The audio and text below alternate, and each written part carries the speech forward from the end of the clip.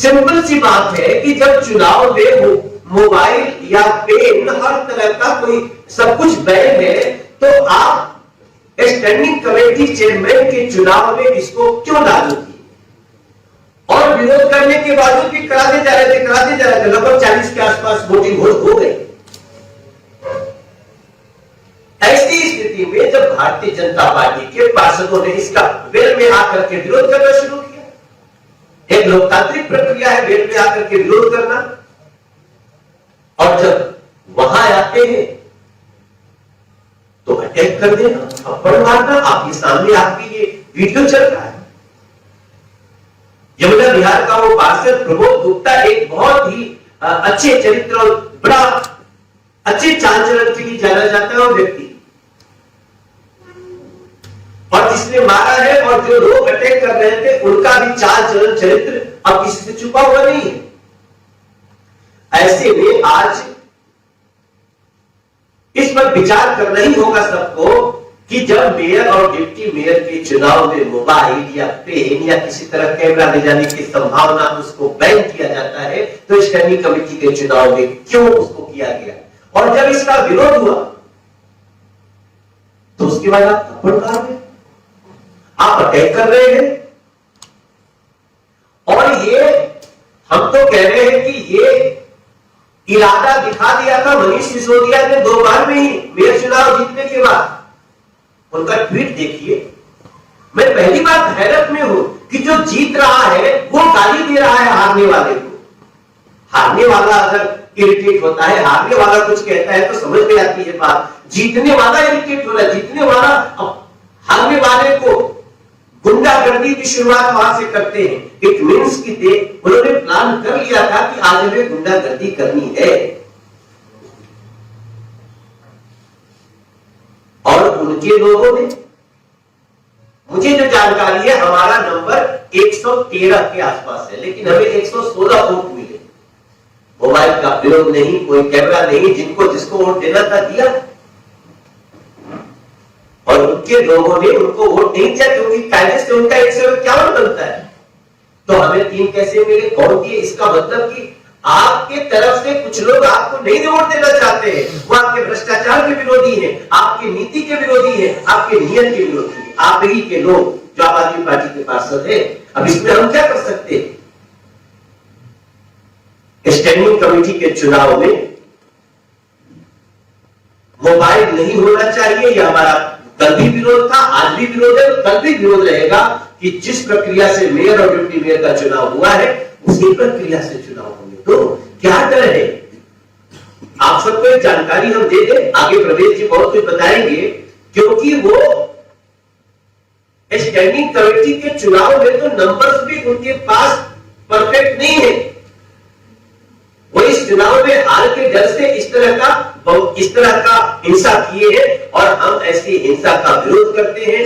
हम दिल्ली के लोगों के सामने प्रेस मीडिया के मार्फत हम ये कहना चाहते हैं कि हम ना तो हिंसा करते हैं, ना तो हिंसा करने देंगे, ना बर्दाश्त करेंगे। ना तो हम गुंडागर्दी करते हैं, ना गुंडागर्दी बर्दाश्त करेंगे। ये देश, ये व्यवस्था कानून से चलती है, और ऐसे लोगों को सजा हो, हम इसकी आवाज भी उठाते हैं और इसके लिए हम आगे भी जा रहे हैं। ये जब भारत की सर्वोच्च न्यायालय के सामने ये दृश्य जाएंगे तो भारतीय जनता पार्टी के नेताओं और पार्षदों को, उनके लीडर्स को मुंह छुपाने का रास्ता नहीं मिलेगा। अभी भी मैं बीजेपी के लोगों से कहना चाहता हूं, यह सर्वोच्च न्यायालय का आदेश है। जाग जाओ, ज्यादा दादागिरी और गुंडागर्दी और तानाशाही में मत रहो, यह चुनाव संपन्न होने दो। क्योंकि हमारी तो प्रतिबद्धता है, आम आदमी पार्टी का एक एक पार्षद और नेता यहां पर मौजूद रहेगा तब तक जब तक सर्वोच्च न्यायालय के आदेश का अनुपालन नहीं हो जाता, यानी कि स्टैंडिंग कमेटी का चुनाव संपन्न नहीं हो जाता, तब तक हमारे एक एक पार्षद, एक एक नेता यहां पर रहेंगे। इसके बाद अभी सदन बुलाया जा रहा है।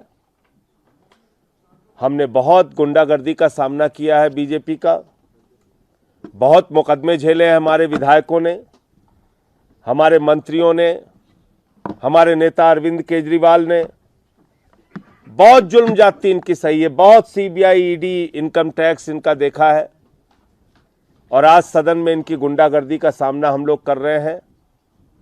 ये अरविंद केजरीवाल के पार्षद हैं, ये अरविंद केजरीवाल के सिपाही हैं, ये आम आदमी पार्टी के कार्यकर्ता हैं, ये डरने, झुकने और दबने वाले नहीं हैं।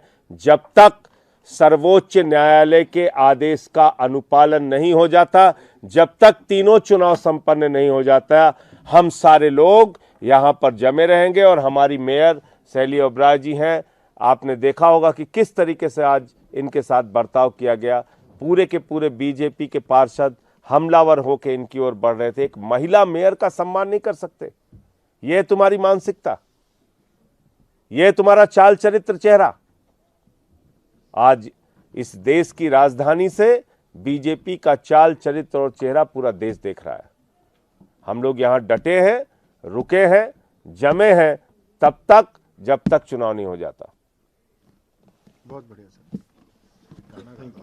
ओके ना सर 1:30 बज रहा है, कुछ आगे आपको ये लग रहा है कि इस तरह तो सुबह हो जाएगी? आप कहते हैं हम डटे रहेंगे संजय जी, और अभी की सिचुएशन है उस पर देखें तो कहीं से कहीं तक नजर नहीं आ रही है भाजपा। अभी 3 दिन, 4 दिन, हफ्ते भर, 10 दिन जितना रहना होगा रहेंगे। अब मैं आप संजय तो जी जानते हैं पार्लियामेंट में भी लड़ते हैं भाजपाइयों से 7-7 दिन, 8-8 दिन। जब फार्मर्स बिल वाला मामला आया था तब भी रुके थे, गुजरात के लीकर का इशू आया था तब भी रुके थे। तो हमें कोई दिक्कत नहीं, हम लोग यहीं रहेंगे। संजय जी एक बार सब पार्षदों के लिए और हम लोगों के लिए 2 लाइनें, रुके ना जो। संजय सर, एक सवाल ये भी है कि आपके पार्षद भी मारपीट करते हुए नजर आ रहे हैं, तो उसमें क्या कहेंगे आप?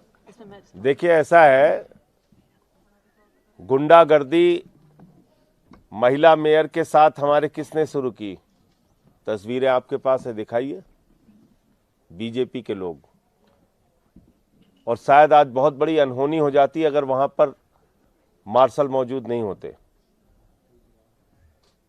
सर इसकी कोई शिकायत और जो हमारी महिला पार्षद हैं, हमारे बाकी पार्षद हैं, उनके ऊपर किस तरीके से हमला कर रहे हैं बीजेपी वाले? बोतलें मारी, सेब मारा, सेब मार रहे हैं, बोतल मार रहे हैं, माइक तोड़ रहे हैं, प्लेट फेंक के मारी सर। गुंडागर्दी की पराकाष्ठा है। मेयर की कुर्सी तक पहुंच गए।